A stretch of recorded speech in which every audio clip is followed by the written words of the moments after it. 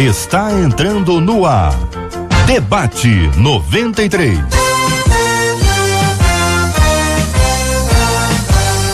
Realização 93 FM. Um oferecimento Pleno.news. Um olhar diferenciado além da informação. Apresentação J.R. Vargas. Alô, meu irmão. Alô, minha irmã. Aqui fala J.R. Vargas. Estamos de volta, começando aqui mais uma super edição do nosso Debate 93 de hoje, nesta quinta-feira, 24 de maio de 2018. Fale com o Debate 93. 2461-0093. E-mail debate@radio93.com.br. Facebook Rádio 93 FM. Site www.radio93.com.br. Fale com a 93 pelo WhatsApp 96803-8319. 96803-8319. Tem pastor aniversariando hoje? Pastora, manda aqui para o nosso Debate 93 de hoje. Daqui a pouquinho, no final do programa, nós vamos mencionar carinhosamente o nome do pastor, da pastora aniversariante do dia de hoje, o nome também da igreja, por isso manda o nome da igreja completinho, tem sigla, mas manda o nome completo, manda também a sigla, a gente fala as duas coisas bonitinho, e no final nós estaremos orando juntos, agradecendo a Deus por essas vidas preciosas de pastores e pastoras que lideram o povo de Deus com muito amor. Estamos juntos no Debate 93. Ô, pastor Fábio Nunes, me conta uma coisa, e a cidade como está? De onde o senhor vem? Para onde o senhor vai? O que está acontecendo? Bom, eu sou de São João de Meriti. Não, o senhor tá vindo de São João, como é que tá o trânsito, como é que estão as coisas? Ok. Não, os postos cheios, não? Não, a gente, na verdade, quando a gente pega a linha vermelha, a gente não tem a gente não vive. Não, antes. A gente não os postos estão tranquilos. Agora, em determinado momento do trajeto, a gente teve um congestionamento, mas depois seguiu bem. Mas congestionamento é normal, né? Pastor Márcio, e aí, o que o senhor viu? Bom, lá em Vilar dos Teles, né, que é São João de Meriti, os postos estão faltando combustível, a gente só tem GNV. Quem tem o carro GNV está conseguindo abastecer. Linha vermelha tá bem mais fácil o trânsito, né? Mas tem uma... Você achou que tem menos carros, menos automóveis, tem uma passeata, me parece que é dos aplicativos. Me parece. Hoje. Sentido Baixada Fluminense, na hora que eu estava vindo, né? Tudo bem. Pastora Flor de Lis, o que você viu, pastora? O trânsito está tranquilo, né? Por causa da retenção de muitos veículos que não estão mais saindo, circulando por falta do combustível. O combustível está um preço assim absurdo. A gente está vendo filas em alguns lugares. O que mais me impressionou foi ver ônibus em filas para poder comum, né? Abastecer imposto comum. E o que mais está me assustando, como mãe, como dona de casa, é o preço das coisas que estão indo lá para cima. Isso está ficando assustador. Parece que tem algumas lojas já sem alimentos. Verdura, legumes, por causa do preço. O cantor Tom Carfi, falei certo, cara? Falou, certo. Eu quero acertar tudo contigo aqui, amizade firme e forte. Então, o que você viu aí? Você veio hoje pro Rio? Chegou hoje pro Rio? São Paulo. Aí, identificou alguma coisa diferente das outras viagens que você fez ou não? Então, teve um lance no aeroporto, assim, porque eu fiquei preocupado com a minha volta, né? Se os aviões iam ter combustível para voltar, porque... em Congonhas, eles disseram que o combustível vai até amanhã à noite. Tem combustível até para amanhã à noite. Aí aqui em Santos Dumont, não sei como é que tá. Fiquei sabendo que é até amanhã também. Vamos ver se a gente consegue voltar para casa aí. De trem é longe, não? De trem... É um pouquinho complicado, né? Disseram que iam fazer um trem, né? Que ia ligar São Paulo ao Rio, mas... Ela disse... Foi ela que falou. Então, ela falou. E ela não fez. Tá igual nem. Tá igual nem. Se tivesse, nem ela, nem. Ia ser uma boa, né? Seria uma boa, resolveria. São 11h09. Ô, pastor Márcio, pode dar a hora certa imitando o Silvio Santos aí pra nós, por favor? Essa Você achou que era brincadeirinha? É só chegar da hora certa. 11h09. Não, isso eu faço. Pô, nem vejo esse programa. Pastor Fábio, ajuda. O tom. Vai, Tom. Consegue não? Quem quer dinheiro? São 11h09. Isso é o que é isso aí? Esse é o Silvio Santos? É uma imitação barata. É o mais perto que você pode chegar. Tá muito bom. Tá bom, foi bem. Este é o Debate 93 com J.R. Vargas na 93 FM. Vamos conversar mais daqui a pouquinho com o Tom aqui sobre as músicas dele, o estilo dançante, o estilo todo especial aí. Nós vamos conversar um pouquinho já. Ouvinte dizendo: ensinei todas as verdades do evangelho ao meu filho e o criei servindo a Deus, mas ao crescer ele se afastou e agora ele leva a namorada para dormir na minha casa. Já permiti que isso acontecesse algumas vezes, porém me sinto incomodado demais. Por outro lado, se eu proibir, fico com medo dele se afastar de vez. Ô, pastor Fábio, como é que se posiciona numa hora como essa? Já tá tarde para se posicionar? Deveria ter se posicionado antes ou ainda é tempo? JR, quando a gente trata a questão do relacionamento familiar, é sempre tenso, né? Algumas perguntas aqui. Qual a idade desse rapaz? Né? Ele ainda depende dos seus pais, ele mora com seus pais, ele não mora com seus pais. Eu penso que, apesar da situação já estar nesse nível, sempre há oportunidade para sentar e conversar. Essa situação de viver incomodado com o que ele está fazendo, eu acho que não deve continuar. É sempre a oportunidade para bater um papo. Se permitir um determinado momento e hoje entende que não deve permitir, tem que ter uma transparência e tem que ter a comunicação aberta aí. O pastora Flor de Lis. Errado é errado, certo é certo. Não tem meio termo, não. E na educação dos filhos, entendeu? Às vezes é mais cômodo você permitir do que confrontar, porque confronto gera desgaste. E vai embora nada. Se você impôs limite desde a infância, esse filho já sabe os limites dele dentro de casa. O não, ele sabe que é não, o sim, ele sabe que é sim. Agora, abriu exceção, vai ter que abrir exceção pro resto da vida. E aí, esquece que tudo na vida tem consequências. E o fato dele começar a vida dele amorosa errada vai gerar consequências negativas pro seu próprio filho lá na frente. Então, o mais fácil é você ir pra zona do que é mais difícil. Confrontar com a verdade. Sentar com ele, conversar e impor limite. A casa é sua. A casa é sua e não perde filho, não. Eu tenho 55 filhos e lá em casa tem limite, tem regra, o sim é sim, o não é não, e até hoje não perco, entendeu? E vou pra conversa, sento, sou uma mãe super liberal com as minhas filhas, converso de tudo, falo de tudo, mas não posso sair da regra de que certo é certo e errado é errado, porque eu vou prejudicar os meus próprios filhos e os meus netos. A turma que vem aí, concordam, queridos debatedores? Concordam? Eu, antes de expressar a minha opinião, tem algo recorrente, né, nesta nossa pauta, que é exatamente o aspecto, né, dos jovens, depois que completarem o ensino médio, estão abandonando a igreja e estão seguindo por outros caminhos, né? Certamente isto é uma questão da fé, né? Uma fé que não foi pensada, não foi praticada, mas sim apenas pensada uma fé ou dos próprios pais ou dos seus amigos. E aí acontece isso que está acontecendo. E com relação a esta questão de encarar hoje essas dificuldades, os pais jamais devem desistir, mesmo que haja o grito, me deixe em paz, né, me larga, né, não fique me perturbando. Os pais jamais devem desistir das suas tarefas de instruir, de ensinar o que é correto, ensinar o caminho correto, como sempre ensinou, desistir jamais. Aqui ouvinte dizendo: JR, minha casa, minhas regras, não pode afrouxar, senão daqui a pouco quem vai dar a ordem é ele, diz aqui um ouvinte meio bravo. Você concorda, Tom? Concordo. Hoje a gente vive numa fase da criação entre pai e filho, da fragilização da autoridade paterna. Eu nunca tive nem coragem de pedir pro meu pai, para uma namorada minha, dormir na casa, na minha casa, casa dele. Eu não tinha coragem de pedir isso, né?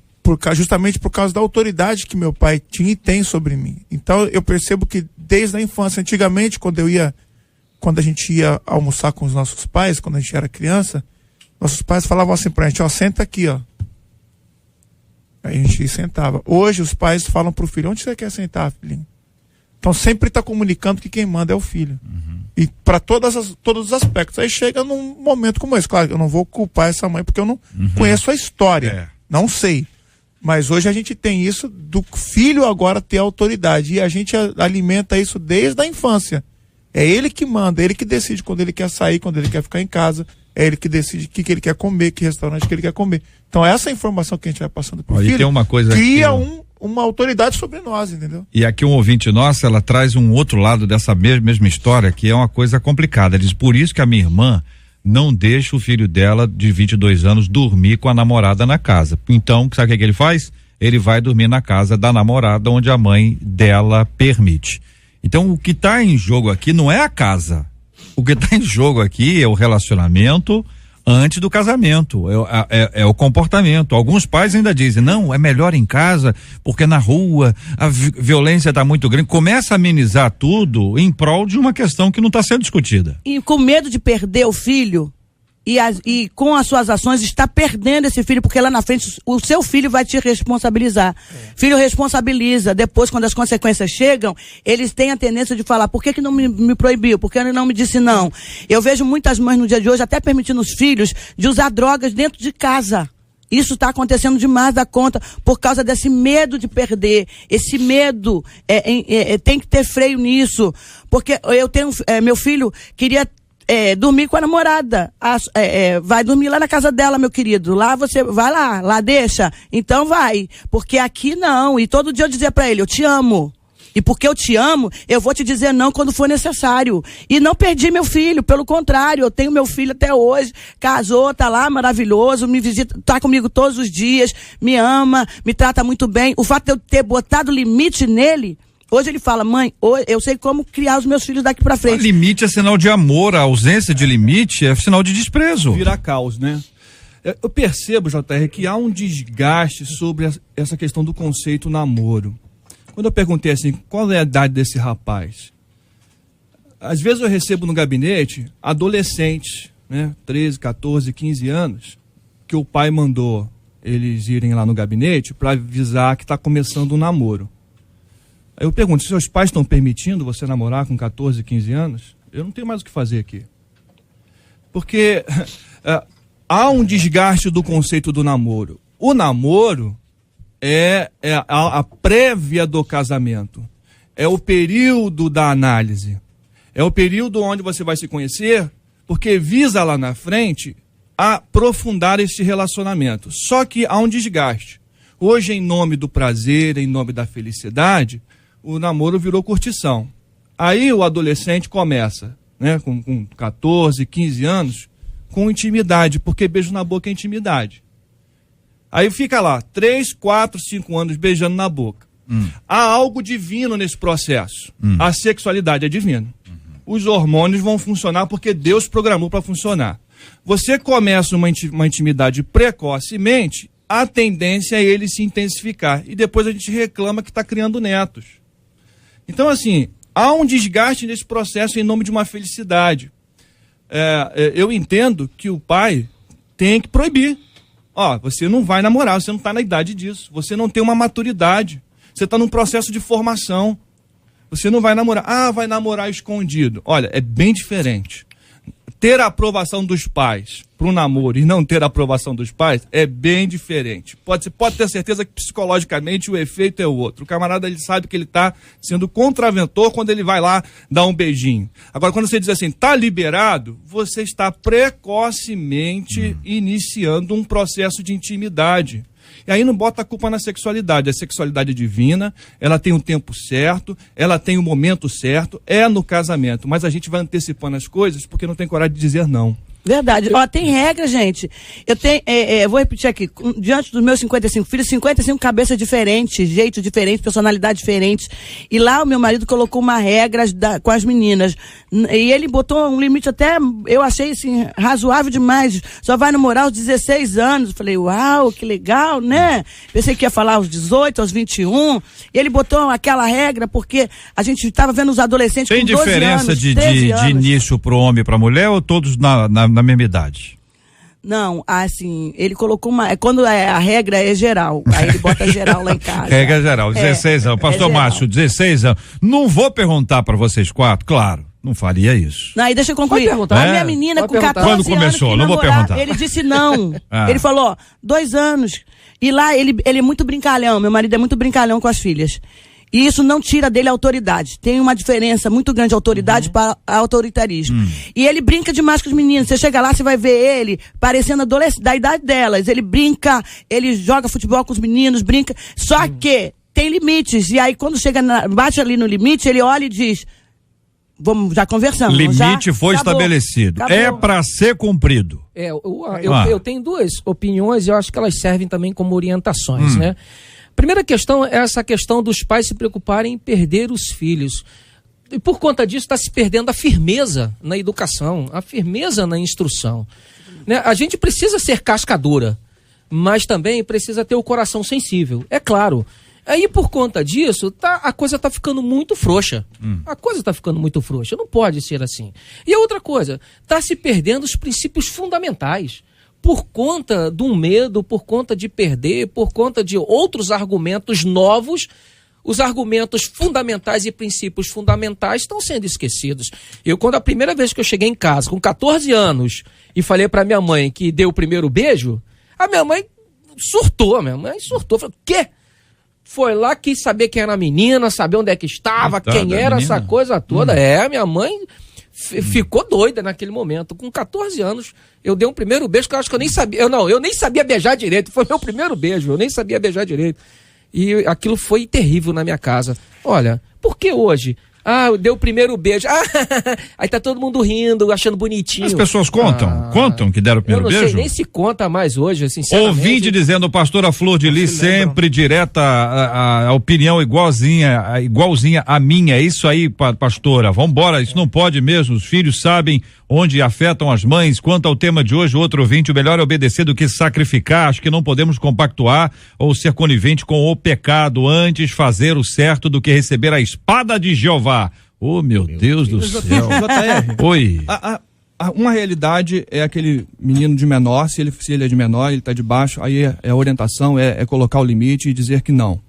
Agora, se está se tratando de um filho que já é maior de idade, que já toma as suas decisões, que paga as suas contas, a gente, enquanto pai, a gente vai continuar orientando sempre, acho que para toda a vida. Minha mãe até hoje me chama de Fabinho, olha meu tamanho, 1,95 m, Fabinho. E quando ela liga lá, ela dá algumas orientações, está fazendo isso, está cuidando bem dos meus netos. Então, pai e mãe vai ter sempre esse dever de aconselhar e de orientar. Mas, é um adulto, ele é responsável pelas suas decisões, mas ainda assim, dentro da casa dos pais, os pais é que tem que dizer quais são os limites. Você pode crescer, mas você não vai fazer isso aqui. E outro detalhe para essa ouvinte aí que escreveu, querida, você vai perder não. Ainda que ele vá quando a barriga doer, é para você que ele vai correr. Ele vai vir correndo para você, porque uma hora quando a barriga... E vai doer. E quando doer, ele vai voltar para te procurar, porque não tem ninguém que cuide igual mãe. Ou quando a barriga crescer. Pois né? Eu pensei foi nisso. Doeu ou agora, crescer. O que ela tá chamando de perder? O que ela está entendendo que é esse perder? Será que é perder o relacionamento? Será que é perder... Porque ela inicia o texto dizendo que ela tá que ele faz parte da igreja. Doutor Fábio, desde criancinha nós aprendemos a ameaçar. Nós aprendemos. É uma coisa que você aprende pequenininho. As crianças já estão ameaçadas. Então diz, a senhora não vai não, mas a mãe da fulano, a mãe do fulano, é isso, é aquilo é que é gente boa, família. Tem gente que morre de medo disso. Da pessoa ir embora no sentido de não dar atenção, de não dar amor, de não manter o diálogo, de não respeitar mais. As pessoas fazem ameaça o tempo inteiro, e a ameaça é fruto de um relacionamento deturpado, distorcido. Um relacionamento que, na verdade, de relacionamento não existe nada. Não é porque se tem um papo assim que tem ameaça, é uma coisa absurda. Agora, a tendência é essa. Nós estamos falando de um mundo que jaz no maligno. A tendência é essa. Quem tem que estabelecer o limite é o evangelho. Então o evangelho estabelece uma base assim, olha, aqui é assim que funciona aqui, ó, a luz, ó, tá iluminada aqui. Aqui não cabe esse negócio de trevas aqui não cabe a escuridão. Porque a tendência é essa, os meninos e as meninas namorarem cada vez mais cedo, porque já houve o tempo em que eles casavam mais cedo. Hoje eles casam mais tarde, casavam mais cedo, agora eles casam mais tarde, e tem todo este envolvimento físico precocemente. A sexualidade, ela estava longe, ela estava na revista, estava num programa de televisão, hoje ela está no smartphone, ela está no tablet. Essa precocidade da sexualidade gera a precocidade dos relacionamentos, gera a precocidade da sexualidade, e isso gera essa deturpação do relacionamento. Aí o Tom diz que a criança que manda, a criança que é o pai, a criança que é a mãe. Depois essa criança vira um adolescente, ele estabelece para onde ele vai, quem é que vai me levar, quem é que vai me buscar, e pai deixa de ser pai para ser motorista, chofé, não ganha nenhum, como é que fala mesmo? Gorjeta. É uma gorjeta. Entendeu? E você falou, JR, uma coisa interessante, eu não tinha parado para pensar nisso. Antigamente os jovens não namoravam cedo, eles casavam cedo. Se a gente for analisar, é a mesma proporção de hoje, só que a diferença é que ele começa a se relacionar cedo, mas ele não casa. Não casa. Ele casa mais velho. Então hoje, eu estava até conversando com o meu tecladista, que nós vivemos na era da informação. O que a gente tem que ter com os nossos filhos? Informação. Falar, dialogar, conversar. Fazer ele entender que é melhor ele esperar. Fazer ele entender, porque a enxurrada é assim, ele tá na escola, tá todo mundo namorando, ele vê na televisão, ele vê não sei o quê, não tem, é raro você blindar. Você não consegue blindar. Você tem que dar a informação. Fazer ele entender que é melhor ele esperar. Eu acho que esse é o nosso grande desafio. Ajudar sem possibilitar. O que está acontecendo, que muitos estão querendo ajudar e estão possibilitando outros comportamentos. Esse é o nosso grande desafio como pais, sabe? A gente precisa ajudar os nossos filhos, nossos adolescentes. Até porque esta questão familiar, de responsabilidade, ela mudou muito do passado, né? Mudou-se muito, entende? Dá um exemplo, exemplo simples assim, pra gente exemplificar pro ouvinte acompanhar. Quantas pessoas você já viu trocando figurinhas da Copa, recentemente, do álbum da Copa? Às vezes na praça, às vezes era shopping, às vezes era na rua, na igreja após o culto, às vezes antes do culto e em alguns casos durante o culto, entendeu? Tem álbum de fotografia? O senhor não está sabendo? Da palavra. Bem-vindo ao Brasil, o senhor está chegando recentemente aqui ao Brasil? Enfim, o álbum da Copa foi uma febre, agora já esmoreceu, foi uma febre. Praças, pessoas cheias, crianças, adultos, jovens, adolescentes, trocando, aquilo é só um exemplo, ó, a gente tá vendo que há uma febre. Pro adolescente a febre é interna, é o tempo inteiro. A gente vê que eles estão trocando figurinhas para colocar no álbum. Olha, tá uma febre acontecendo. A sexualidade é para eles o tempo inteiro e é muito mais gritante do que era pro pastor Fábio, que nasceu que aos 80, 99 anos. Eu queria só concluir a minha fala, porque assim, às vezes a gente acha que a era antiga era melhor, só que na era antiga, como o jovem casava mais cedo, se criava um casamento traumático.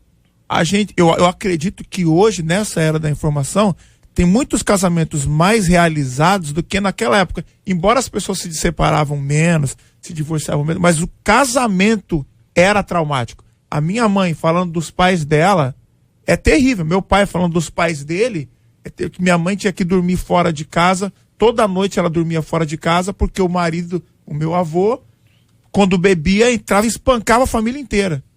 Então, eu acho que nessa evolução, essa questão da informação hoje, eu acho que privilegia mais a gente, de a gente ter essa conversa, disso ser discutido em vários fóruns. É igual eu estava falando lá, estava dando uma entrevista agora, a moça falando, hoje os jovens estão saindo muito da igreja.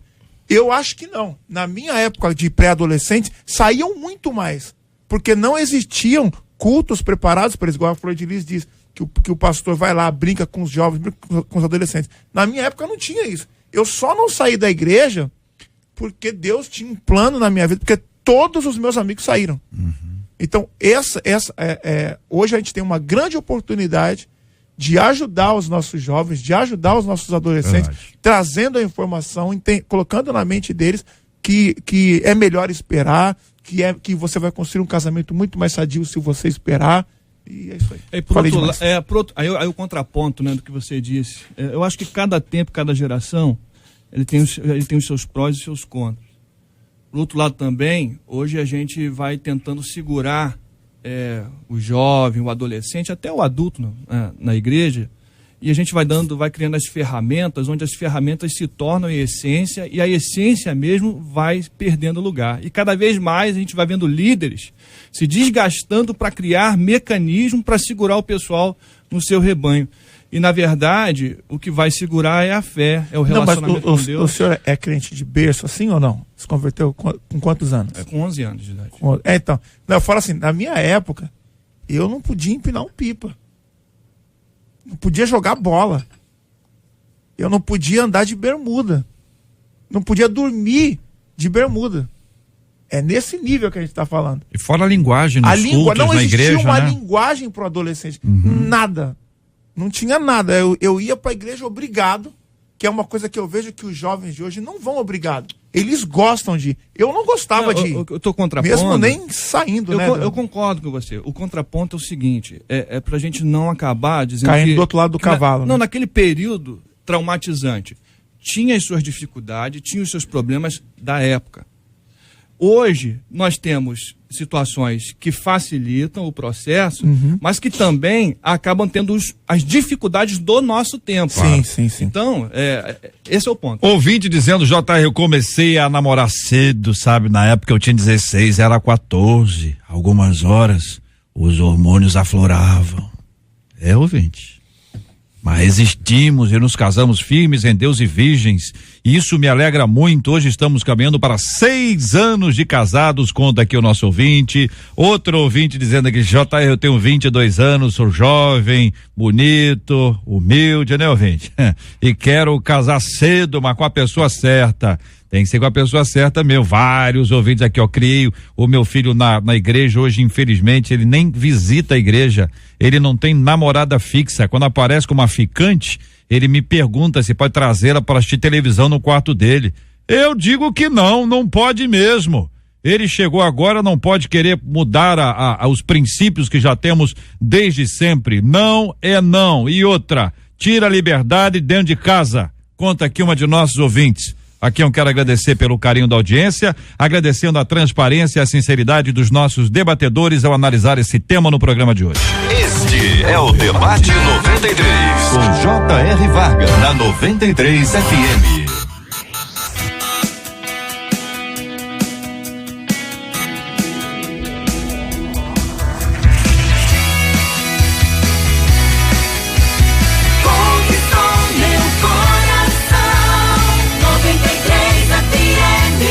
Horas e 31 minutos aqui no Rio de Janeiro. Você deve ter acompanhado, de alguma forma isso chegou até o seu conhecimento, senão vou te contar agora que no dia 21 de abril um crime, um absurdo, uma coisa incrível. Primeira história de que a casa tinha pegado fogo, um pastor envolvido na história, a esposa com a outra criança fora e ele com 2 crianças em casa, um filho, um enteado e aquele drama. Daí a pouco a polícia do Espírito Santo, a polícia, especialmente a polícia de Linhares, que é norte do Espírito Santo, foi investigando e acabou prendendo o pastor porque ele estava criando dificuldades para a investigação. O assunto andou e a perícia aponta que o pastor George Alves, acusado de estupro, ele teria, segundo a polícia, segundo o inquérito, segundo as investigações, teria estuprado as crianças, agredido as crianças e depois colocado fogo dentro de casa. Nesse contexto que nós estamos compartilhando com você, sem entrar em mais detalhes. O fato é que só a questão do indivíduo, e sem entrar no pastor agora, no indivíduo, no ser humano que comete um crime desses, que age dessa forma, segundo todas as investigações da polícia apontando para esse ponto até agora, a polícia civil que está investigando isso, debaixo de muita pressão no estado do Espírito Santo para que dê uma resposta à população. Quando a gente acrescenta esse dado, que esse ser humano é um religioso, já seria dramático. Pior ainda mais quando se trata de uma figura que se apresenta como pastor. Tá todo mundo na internet dizendo, pastor, isso não é pastor, isso não é pastor, isso não é pastor. Os crentes estão falando isso. Os não crentes dizendo, tá vendo? O pastor o que faz? O pastor o que faz? No final das contas é o pastor, todo mundo tá embolado com essa história, e eu também quero trazer aqui a figura das 2 crianças. Um de 3 anos e um de 6 anos. É uma coisa de maluco. As investigações apontam que a mãe não tem nenhuma conexão com esse caso. Ela tá inocentada. Que o culpado é ele. E esse camarada veio de não sei aonde, chegou até lá, se apresentando como pastor, e daí as coisas vão, como a gente já sabe que muitas coisas vão.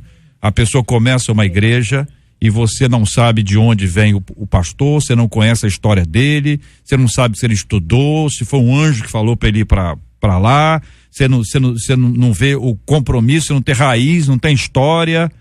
Isso são fatores que os nossos debatedores vão poder abordar. Fique à vontade, queridos. O problema é, as pessoas chegam de um estado para o outro, de uma cidade para outra, as pessoas acabam se relacionando com essa pessoa sem saber a história real dela, né? E por que ela foi para aquele lugar, por que ela está naquele lugar, ocorre isso. Então esse homem chegou lá como pregador, como pastor, conheceu essa moça, se casou com ela, e ela já tinha o hábito, ela prega fora, ela faz palestras fora, e ela já tinha esse hábito de deixar as crianças com o pai, né? E ela foi na maior tranquilidade, ela deixou com os pais, ela deixou em segurança, tanto que no horário, né, a justiça provou que aonde ela estava realmente ministrando a palavra numa festividade de mulheres. Quando ela foi avisada, até na noite que ocorreu, ela veio de uma outra cidade. Então isso aí ocorre quando muitas pessoas saem, tem que conhecer a pessoa, tem que conhecer quem é. Nem todo mundo que está nas igrejas por aí rodando como pregador, gente, é pregador de verdade. E a gente vê nesse caso aqui, esse homem se denominando pastor, e eu vi a entrevista de muitos da cidade, a maioria das pessoas da cidade falando, não sei de onde que ele era, ele apareceu aqui, acabou ficando, era muito agradável, era muito correto, era um homem de oração, era um homem de Deus. As pessoas estavam falando isso na televisão. Esse assunto nos espanta. A gente fica surpreso, a gente fica estarrecido. Mas, por outro lado, a gente precisa acordar para esta realidade.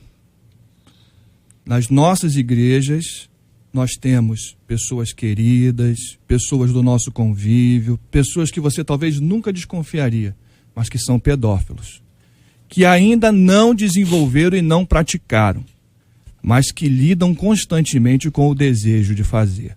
É gente que está lá tomando ceia, servindo ceia, pregando. É gente que está com essa doença. E aí a gente percebe o quanto a sociedade é frágil para lidar com isso e o quanto a igreja também é reflexo dessa fragilidade. É hora da gente pensar e começar a admitir que pode ter lá essa pessoa com essa dificuldade com a pedofilia, que ainda não cometeu o crime. Falado, né? Que ainda exato. Nunca fala na igreja. A gente não toca nesse assunto. O camarada ainda não cometeu o crime, mas ele lida com esse processo. Aí entra a ação da igreja, entendendo isso como uma realidade e entendendo esta realidade como um campo de atuação. Né? Preparar aí os ministérios, preparar uma liderança específica para tratar essa área da sexualidade distorcida. Eu acho que a gente precisa acordar para não ficar surpreso, começar a admitir que isso é possível dentro das igrejas, porque isso é possível na sociedade.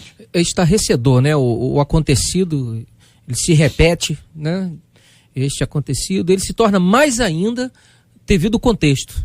Né? O contexto, então, se torna mais estarrecedor ainda, onde a gente espera que tenham pessoas de vidas transformadas, que não sejam mais cativas do pecado, né? Que não estejam mais com as suas paixões infames à flor da pele, que já estejam sendo trabalhadas pelo Espírito Santo. Aí você olha isto acontecer, aí se torna ainda mais estarrecedor.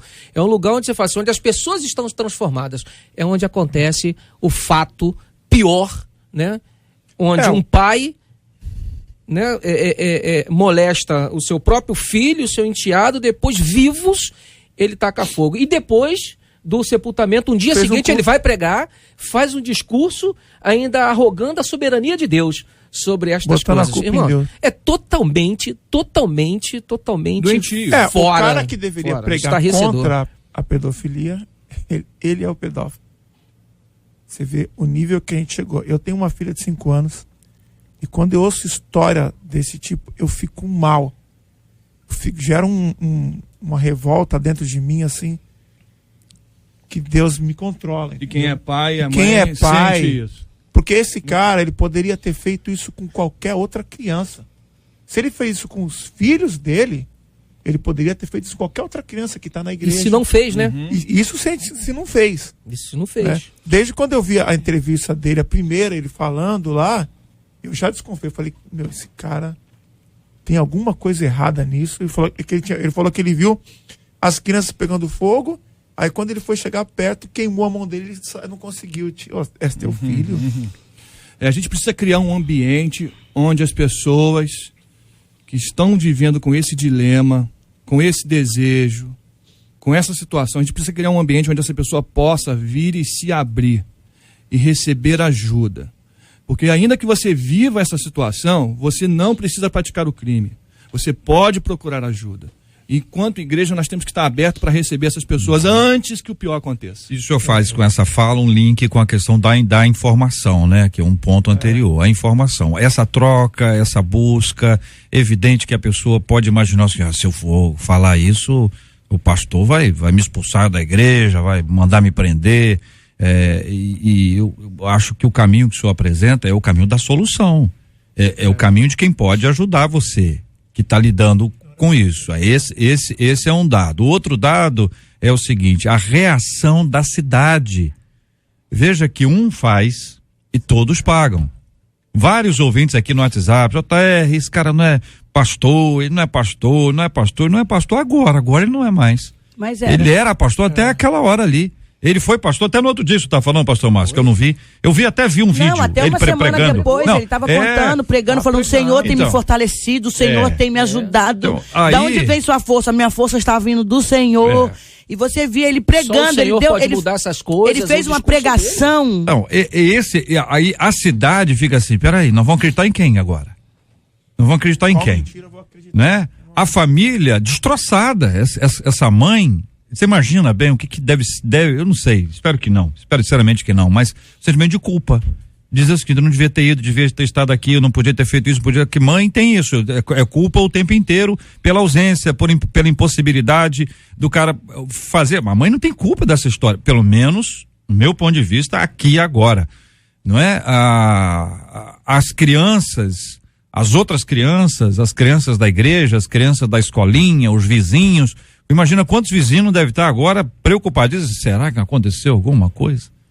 Olha, como um ato de um indivíduo, uma pessoa, ele vai ter que pagar pelo crime. Já está pagando pelo crime. Mas tem que ser uma punição exemplar daquelas que não deixa ninguém com dúvida. E aquele que não é cristão está acompanhando ele. Nós temos uma audiência de não evangélicos enorme. Eu agradeço muito a Deus por essa audiência. Porque eles sabem que aqui a gente não passa a mão na cabecinha do sujeito, não. Não, coitado, não tem esse negócio, não. E eu preciso de dizer que ele era chamado pastor. Ele não era um pastor chamado. Isso é diferente.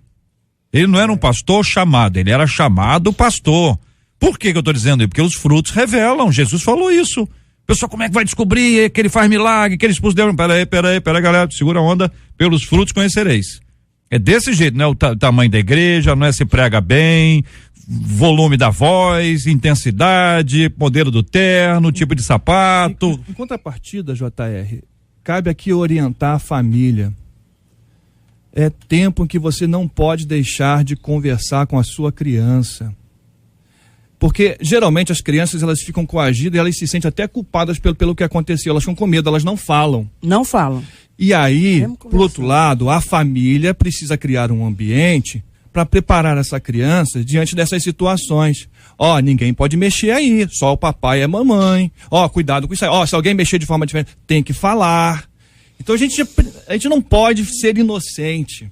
A gente não pode ser inocente nem na igreja, nem no próprio ambiente entre os familiares. São inúmeros casos dos familiares, das pessoas mais próximas.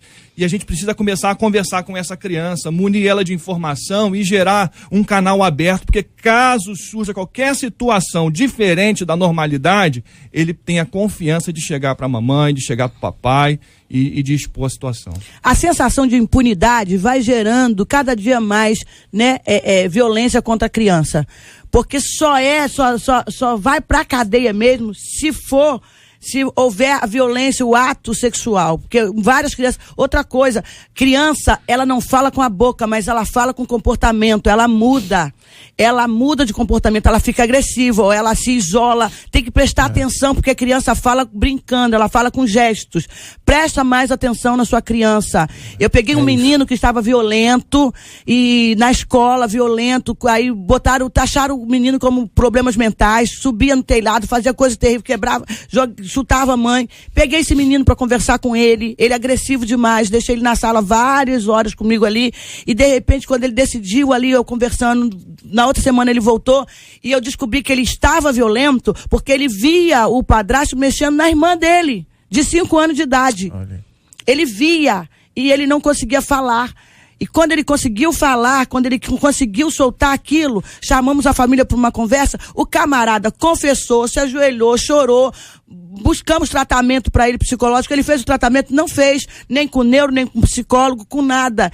Entendeu? E foi perdoado ainda pela mãe da menina, e foi constatado o abuso na menina, que ele havia mexido na garota. Então, essa sensação de impunidade é que tem que acabar. Isso tem que acabar. Não é só em todos os lugares, na igreja, fora da igreja, nós temos que passar a prestar mais atenção nas nossas crianças. Com muita vergonha, mas precisando assumir, nós temos que admitir que isso aconteceu através de um líder religioso que está cumprindo. A gente sabe que ele não bom, já falamos do pastor chamado, do chamado pastor, mas a gente precisa admitir que essa é uma realidade. Eu quero encorajar você que está sendo zoado, porque isso acontece o tempo inteiro. Os ouvintes estão falando aqui, meu patrão falou isso, minha amiga disse isso, meu vizinho disse aquilo, que as pessoas vão falar, e a gente tem que entender que as pessoas estão falando de um ponto de vista que não conhece a Deus, acha que todo mundo é igual, e a gente tem que mostrar que a gente é diferente. E os diferentes são muito, em número muito maior do que esses aí que são iguais.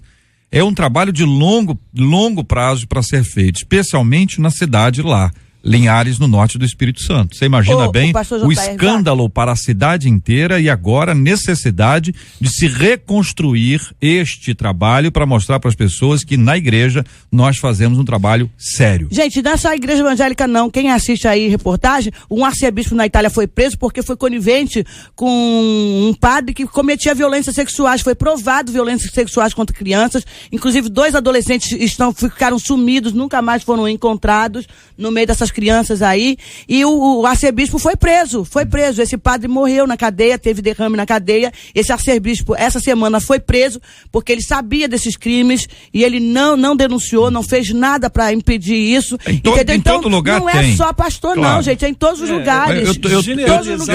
Eu tô falando aqui, eu tô falando de nós, para não falar dos outros. Eu tô falando de nós temos que admitir que essa é uma realidade que tem que ser enfrentada, e a igreja tem que ser parte. Agora deixa eu deixar para você uma sugestão, ouvinte. Você gostou daquela igreja? Que bom. Te encorajo a ficar lá, mas conheça, converse, saiba de onde vem, qual é a origem. Eu acho que ainda assim nós vamos descobrir muita coisa, mas assim, é mais difícil você ser enganado quando você convive com uma pessoa. Conversa, estudou onde? Não estudou? Não estudei, mas tá aqui, foi ungido por quem? Como é que funcionou isso aqui? De onde? Qual é a estrutura? Você está lá uma igreja linda, mas é fruto de rebelião, foi uma briga, saíram com ele, ele abriu uma nova igreja. Você tem que saber de onde vem isso.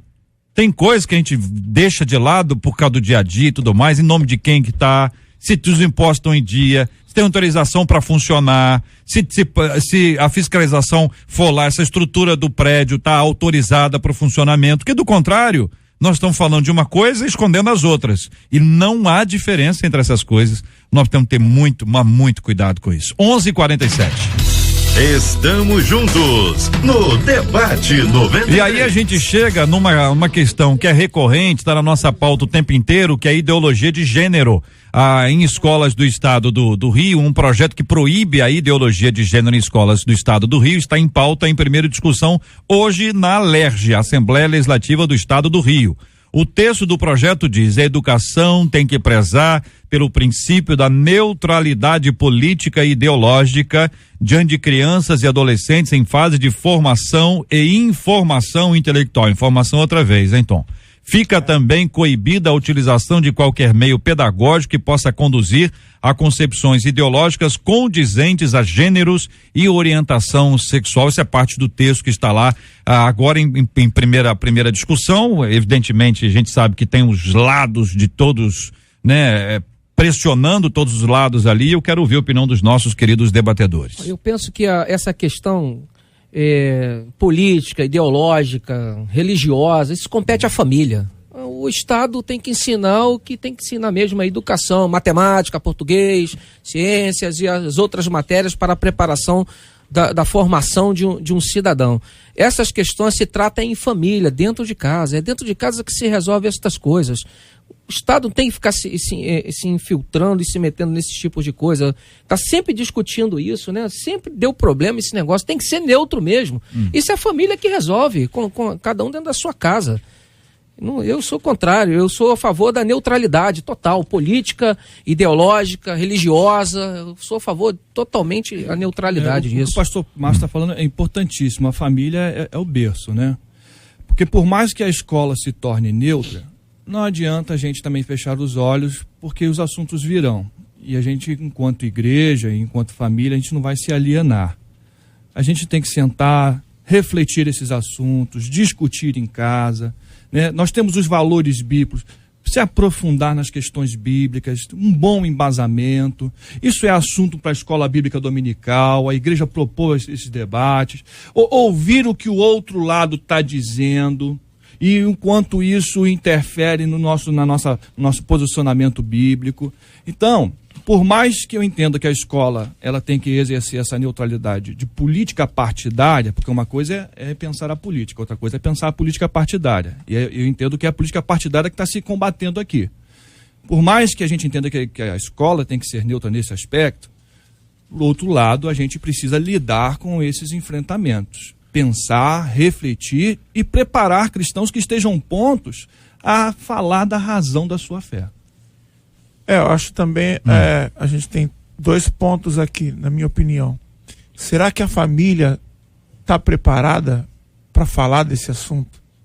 Para tratar de assuntos como esse? Porque às vezes a gente vê inúmeros casos onde não se há uma conversa, né, com o filho sobre sexualidade, sobre diversas coisas. Como igreja nós temos a nossa fé, e a nossa fé é irrefutável, não muda. Mas às vezes eu entendo esse lance de você trazer para a família, que é o mais importante, que é o ideal. Só que acho que deveria ter uma preparação para as famílias, para os pais. E nós, como igreja, deveríamos ter isso. Como ensinar os nossos membros das nossas igrejas a lidarem com a questão da sexualidade dos filhos. Isso tinha que ser pauta, né? Porque, querendo sim ou não, é a igreja que é o sal. O cara... Esse dia eu estava vendo lá, não sei se eu estava vendo, se minha esposa falou de um caso de que a escola falou que o menino tinha que vir de azul. Aí a mãe falou que brigou com a escola porque falou que o menino quer ser menina. E é uma criança. E a mãe. A escola queria que ele viesse de azul e a mãe queria que ele fosse de rosa, né? Então eu acho que como igreja, nós como igreja temos que instruir os nossos membros e os nossos pastores, os líderes, a como lidar com essa situação. Porque realmente na escola não dá para você tratar isso. Só que às vezes eu entendo que a escola tratou esses assuntos porque a família não estava tratando, né? Não estou nem querendo dizer de ideologia de gênero, estou falando da questão da sexualidade. E não foi bom, não é certo isso. Quando eu era criança, eles foram falar de sexualidade lá na escola, postaram um filme pornô lá pra gente era criança e viu. Aquilo não foi bom pra mim. Que isso. Entendeu? Aquilo foi horrível pra mim. Mas o que aconteceu? Era a escola tentando me mostrar algo que eu nunca tive a conversa com os meus pais. E quando a gente fala escola, a gente cita a instituição, na verdade tem alguém por detrás. Tem. Tá lá o professor, tá lá o diretor. E quais são os valores? E só Deus sabe qual é a tendência. Só Deus sabe isso aí. Tendente para que ponto, né? Eu tô fazendo uma outra graduação. Daqui a pouco a escola tá ensinando até o time que a gente vai torcer. O que Tom falou foi maravilhoso aí, porque há muitas famílias que não estão preparadas realmente. Tem mães que têm problemas. Eu já encontrei mães com problemas de desvios, porque por desejar muito ter uma menina, quando tem um menino, ela passa desde quando sai da maternidade a vestir aquele menino de menina, a tratar como menina por causa do desejo desenfreado que ela tem. Ela passa a ter um desvio ali e ninguém percebe isso. Então nem toda mãe, e também tem o tabu, tem muitos pais, né, que foram criados de uma forma, e para eles falar de sexualidade com os filhos é uma barreira, é um bloqueio. Então nós precisamos começar a rever isso. Nós levamos lá na igreja agora, esses dias, a pastora Ângela Cirino, que fala desses assuntos com uma liberdade e dentro de um padrão religioso, evangélico maravilhoso. E nós vimos ali na igreja muitos pais, e na hora que teve um dia que foi pais e filhos, nós vimos a relação filhos chorando, porque estava tratando de um assunto que eles não tratavam em casa, e botaram os pais em cima do altar para conversar com os filhos. E foi muito legal, mas a gente sente que ainda tem um tabu que a gente precisa ajudar. Eu recebi um comunicado. Pastor Fábio, parece que há algum tempo nós enfrentamos a dificuldade dos pais conversarem com os filhos sobre a questão da sexualidade. Não é de hoje. O Tom trouxe uma experiência pessoal, acho que outros aqui poderiam, concordam com ele, porque pais às vezes têm dificuldade. Não é que não quer falar, não é que não possa falar, não sabe como falar. Porque não falaram pra ele. Não falaram pra ele, fica envergonhado também, sem graça. Vai que pergunta alguma coisa e eu não sei. Então isso produz um afastamento. E aí a impressão que passa é o seguinte: se você não fala, você acha que a criança não sabe. Você acha que o adolescente não sabe. Só que ele já sabe. E sabe de uma forma distorcida. A galera da rua vai falar, o pessoal da escola vai falar, e isso, veja, e a gente tinha uma dificuldade quando era pequeno, o pastor Márcio é o mais velho aqui entre nós, era o seguinte: olha, não conversa com fulano. É verdade. Aí, era só não conversar com fulano. A impressão que os pais tinham é que se não tava falando com fulano, o menino estava livre. Só que hoje tem um grupo do WhatsApp. Grupos no plural. Não, eu controlo, eu vigio, todo mundo diz a mesma coisa. Eu fico feliz da vida, porque todo mundo toma conta dos filhos. Não consegue na totalidade. Agora, isso é uma doideira. Porque o que a gente acha que está olhando, eles estão criando uma outra forma para poder entrar nisso aí. E aí você já vem com um menino que é muito pequeno, ou menino que é muito pequeno, tem perfil no Instagram, entendeu? Tá projetando a menina o tempo inteiro, tá expondo a menina, o garoto o tempo inteiro. Então nós vivemos um tempo que tá cada vez mais complicado. Por quê? Porque há muita sexualidade exposta e há pouca conversa sobre a sexualidade exposta. Pastor Fábio. Eu ia citar algo que eu recebi recentemente na minha caixa de correio da universidade. Um professor mandou um comunicado para os alunos e ao invés dele escrever aluno, ele botou alunix. Sim. Não definiu nem com A e nem com O. Isso quer dizer o quê? Você pode escolher o que você quer ser. É binário. Agora, imagina esse jovem que você manda para a universidade, onde ele vai lidar lá com o mestre, com o doutor, que acaba se tornando um ícone, uma referência na formação dele. Imagine se esse menino não tiver uma boa base. Se envereda por esse caminho e vai. Então, assim, você está citando o WhatsApp, o Facebook, mas a gente está percebendo que as próprias instituições já estão lidando com esses valores, influenciando a nossa sociedade. E é o lugar. Por isso que hoje na LERJ, quando eles estiverem discutindo esse assunto, e aí você vai poder acompanhar, se é que nós vamos conseguir acompanhar alguma coisa hoje, é importante que a gente saiba o nome das pessoas que estão lá. Quem está discursando a favor, quem está discursando contra, quem está se omitindo, que é a maioria. O cara falou assim: não vou me queimar nem com um lado nem com o outro, tá queimado com os dois. É assim tinha que ser. Porque tem certos assuntos, por exemplo, se o cara é político, ele não pode ficar em cima do muro, ele tem que ter opinião.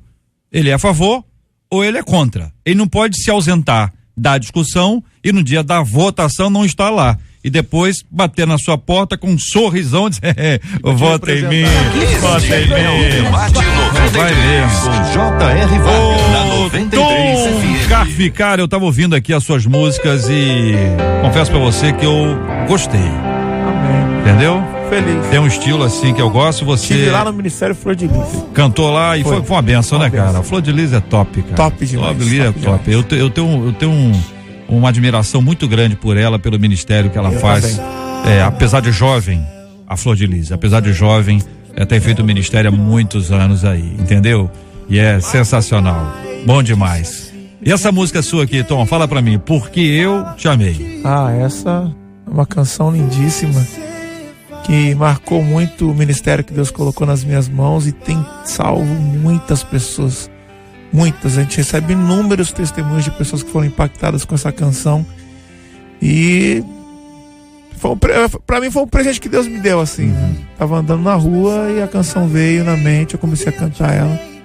E depois que eu gravei, ela alcançou o Brasil todo. Acho que no YouTube tá com 62 milhões de views. Bom, cara, que bênção. E mais importante que o número são a quantidade de pessoas que são alcançadas, né? Eu até fui cantar num programa de TV secular. E quando eu cantei, todos os jovens lá cantaram, né? A canção, e não era um público da igreja, assim. E esse foi uma das coisas que Deus colocou no meu ministério, né? Eu cantar canções que ultrapassem, né? A barreira, a igreja, né? Ultrapasse a igreja e alcance as pessoas de fora. Então essa Porque Eu Te Amei, ela fala do amor de Jesus Cristo numa linguagem muito simples, da pessoa entender qual foi a missão, por que Jesus morreu na cruz. Pra galera que é do fora da igreja, do contexto religioso, ela não entende, ela tem até um Jesus lá na cruz, mas ela não sabe por que ele morreu. Ela não sabe. E essa canção, ela fala de uma forma muito simples e muito fácil de entender o porquê, qual foi o motivo que Jesus morreu na cruz. Eu gosto de música assim, uma música que tem história. Eu gosto de música que tem motivo, que tem razão, porque não é uma música que alguém fez simplesmente para poder fazer sucesso ou escolheu uma temática que funciona, mas é uma música que tem história. Gostei. Porque Eu Te Amei. E a festa dos crentes? Como é que é essa aqui? Essa aqui não é essa? Opa! Ei, oi! Bom dia, ouvinte! Olha aí. Essa daí eu fiz pro cara acordar de manhã, já colocar a música, já ir feliz pro trabalho. É bom demais. Já ir pra academia, pro jovem também tocar nas festas de jovens, jovem, rede. Correr é bom. Correr, ó o ritmo, ó. Correr com essa aqui, ó. Eu quero ver quem vai pular mais alto que eu. Fazer um exercício lá na academia. Ô Tom, obrigado, viu, cara? Obrigado pela presença aqui entre nós. Deus te abençoe. Você tá indo embora hoje, vai ficar aí, tá ficando no Rio? Vou ficar aqui, vou ministrar hoje à noite em Nova Iguaçu. Mas eu vou embora amanhã, se tiver combustível no avião, né? Se não tiver, meu querido, bem-vindo ao Rio. Sabe que você tá em casa entre nós, tá bom? Você tá em casa entre nós. Deus te abençoe muito aí, abençoe seu ministério e tudo aquilo que Deus Quero cumprimentar também os meus amigos aqui, pastora Flor de Lis, pastor Fábio, reverendo Márcio. Maravilha. Tá, dá o serviço aí, ó. É o serviço. Isso, eu vou cantar aqui, ó, na Igreja Nova Vida de Caioaba. É isso aí. A Estrada de Iguaçu, 1100, às 19h30. É isso aí, vai estar eu, Viva Adoração, mais uma edição do Você Adora nas Igrejas. Maravilha, bênção puríssima. Muito obrigado, pastor Márcio, obrigado, um abraço, hein, pastor Márcio. Obrigado, JR, os debatedores pela companhia, e mais uma vez, sempre é um motivo de crescimento, né? Um abraço lá para a Igreja Presbiteriana em Monte Oreb da Figueira, Duque de Caxias. Pastora Flor de Lis, obrigado, um grande abraço. Eu que agradeço mais uma vez o privilégio de estar aqui, principalmente hoje, né, com a presença do Tom aqui, que tem sido, assim, muito importante o seu ministério na vida das crianças, dos jovens, dos adolescentes, juniores, enfim, gostam muito demais dele. Um abração para todos os meus filhos, pra Neinha, que não deixa de te assistir, minha dona Carmen, dona Carmen. Com 85 anos, fica ligadíssima Carmen, lá. Que é um doce. Né? E eu tenho certeza que agora, nesse exato momento, a rádio de várias comunidades estão ligadas na 93 por causa do debate, porque gostam demais. Então você que está aí no comércio assistindo o debate, Deus te abençoe rico e poderosamente aí nas comunidades. Aumenta o som, DJ! Pastor Fábio, você vai se despedir no ritmo, tá bom? Olha o ritmo, ó. Tá dando ritmo você, ó. Olha lá. Obrigado a você. Ruim de ritmo. Hein? É ruim de ritmo, então é melhor não começar, não. Ruim de ritmo não dá. Obrigado, pastor Fábio. Bater palma, JR, é um problema sério. É mesmo, é? Eu ainda sou daquele tempo lá. Que não podia bater palma, aí não aprendeu. A gente viu o nascimento da bateria na igreja. A primeira bateria era com o dedo, lembra? Eu agradeço, JR, mais uma vez estar aqui. E eu quero mandar aí um abraço para a primeira igreja Batista Agostinho Porto e de forma bem especial para um camarada que está te ouvindo. Ele falou assim: eu gosto tanto do debate. Quem? É o irmão Éder. Irmão Éder, aquele abraço, irmão Éder. Obrigado, Deus te abençoe muito. Mais pra alguém, pastor?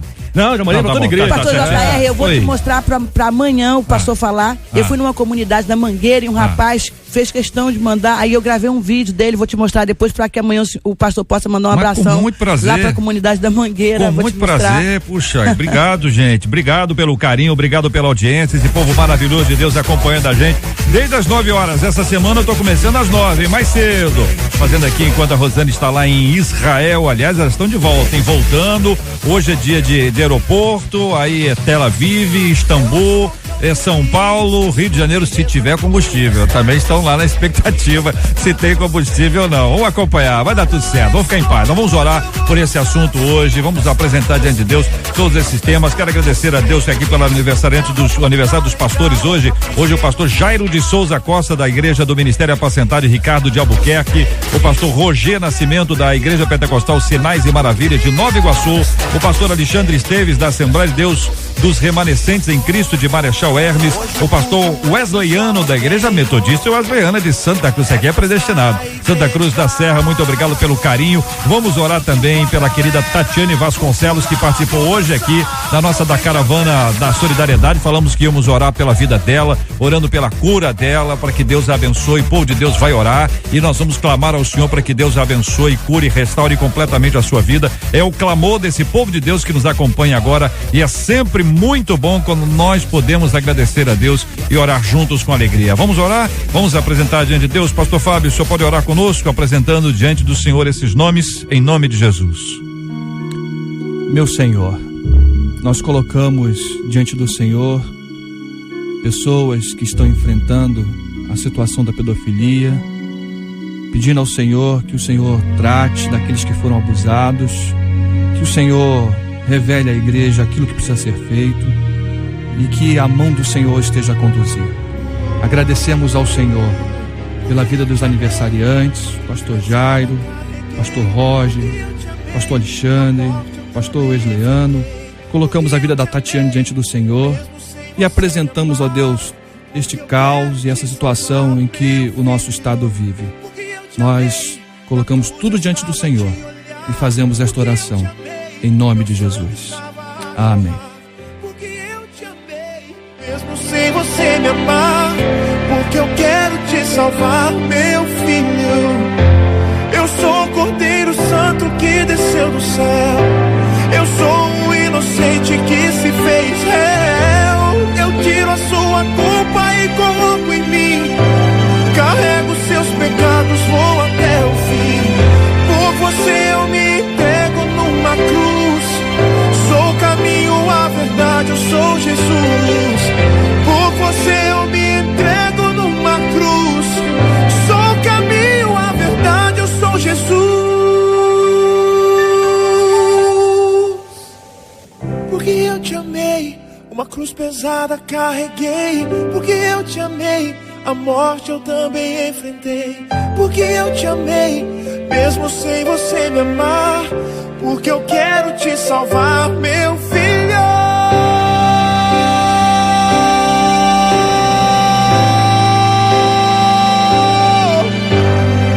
Porque eu te amei, mesmo sem você me amar. Porque eu quero te salvar, meu filho.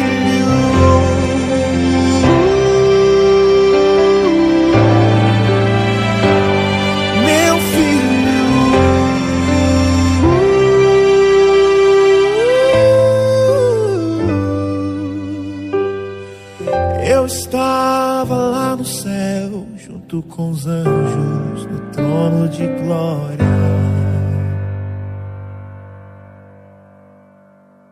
Deus te abençoe.